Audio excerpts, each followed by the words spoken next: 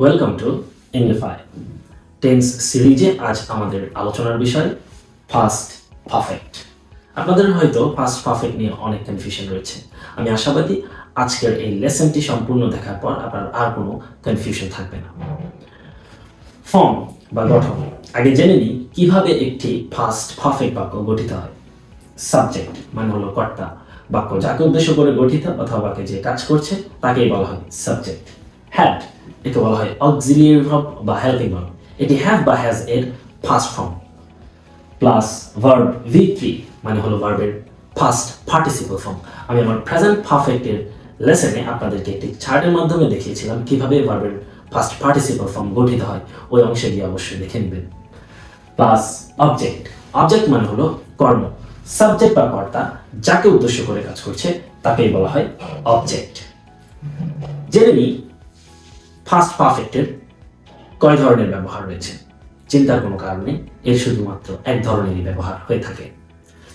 যেমন the first past action when there are two past actions, মানে অতীতে দুটি কাজের মধ্যে যে কাজটি আগে সংগঠিত হয় সেই কাজটি হলো first perfect.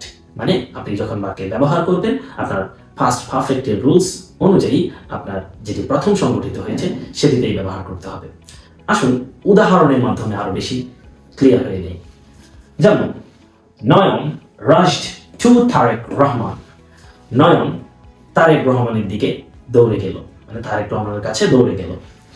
But he had gone to Nahid's home, কিন্তু তারেক রহমানের দিকে নয়ন, তারেক রহমানের কাছে নয়ন যেতে যেতেই সে নাহিদের বাসায় চলে গেল। তার মানে নয়নের খুব আশা ছিল তারেক রহমান তার বাসায় যাবে, তাকে ইনভিটেশন করবে, তবে ইতিমধ্যেই তারেক রহমান নাহিদের বাসায় চলে গিয়েছে। তবে দুটি কাজে কিন্তু অতীতে, যেটি নয়ন দৌড়ে গিয়েছিল সেটিও অতীতে হয়েছে, যেটি তারেক রহমান নাহিদের বাসায় চলে গিয়েছে সেটিও অতীতে হয়েছে। কিন্তু অতীতে যেটি আগে সংগঠিত হয়েছে সেটি হচ্ছে তারেক রহমান নাহিদের বাসায় চলে গিয়েছে, কারণ নয়ন খুব দেরি করে ফেলেছে। এরপর he was tired because he had worked all day, সে খুবই ক্লান্ত ছিল অতীতে, কারণ কি? Because he had worked all day, সে সারাদিন কাজ করেছিল বা পরিশ্রম করেছিল। তাহলে সারাদিন পুরো দিন সে পরিশ্রম করার পর ক্লান্ত হয়ে পড়েছে, তো তার পরিশ্রমের অংশটা ছিল পূর্বের কাজ, যেটি সে আগে করেছে, যার কারণে সে খুবই ক্লান্ত হয়ে পড়েছে। আর যেটি পরে সংগঠিত হয়েছে সেই ক্লান্ত হওয়া, সেটা অবশ্যই ফার্স্ট সিম্পলে হবে। আর যেটি আগে সংগঠিত হয়েছে, মানে তার সারাদিন কাজ করা, সে বাক্যটি অবশ্যই ফার্স্ট পারফেক্টে হবে।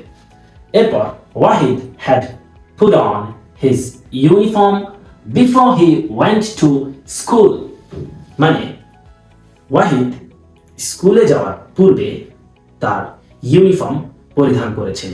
তাহলে কোন কাজটি আগে সংগঠিত হয়েছিল? তার ইউনিফর্ম পরার কাজটি সে আগে করেছিল, যেটি অতীতে। এরপর সে কোথায় গিয়েছিল? স্কুলে গিয়েছিল। তাহলে এই দুটি কাজের মধ্যে যেটি পূর্বে সংগঠিত হয়েছে তার ইউনিফর্ম পরার কাজটি, সেটি অবশ্যই ফার্স্ট পারফেক্টে, আর অপরটি যেটি পরে সংগঠিত হয়েছে সেটি অবশ্যই ফার্স্ট সিম্পলে হবে।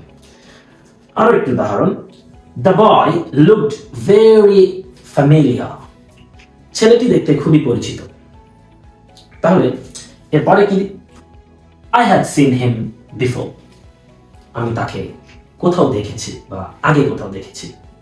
তাহলে এখানে আমার আগে দেখার বিষয়টি পূর্বে ঘটেছে, যার ফলে আমি তাকে দেখে মনে হচ্ছে যে আমি তাকে চিনি বা সে খুবই পরিচিত। তার মানে আমি দ্বিতীয়বার যখন দেখেছি সেটা অবশ্যই ফার্স্ট সিম্পল হবে, কারণ এটি পরে ঘটেছে। কিন্তু আমি যখন প্রথমবার দেখেছি ওই কাজটি যেহেতু আগে সংগঠিত হয়েছে সেটি অবশ্যই ফার্স্ট পারফেক্ট হবে। শেষ উদাহরণ, the train had left when I approached the station, মানে ট্রেন ত্যাগ করেছে, মানে স্টেশনে থেকে ট্রেন চলে গিয়েছে যখন আমি স্টেশনে পৌঁছালাম। মানে আমি স্টেশনে পৌঁছেছিলাম, কিন্তু আমি পৌঁছানোর পর দেখলাম ওইখানে ট্রেন নেই, কারণ আমি পরে পৌঁছেছি। তো আগে যেটি সংগঠিত হয়েছিল সেটি হচ্ছে ট্রেন ত্যাগ করা, তো এটি অবশ্যই ফার্স্ট পারফেক্টে হবে, আর যেটি আমার পৌঁছানোর কাজ সেটি পরে হয়েছে, সেটি অবশ্যই হবে first simple I approached the station. আমি আশাবাদী আপনারা আমার এই লেকচারটি বুঝতে পেরেছেন। ধন্যবাদ।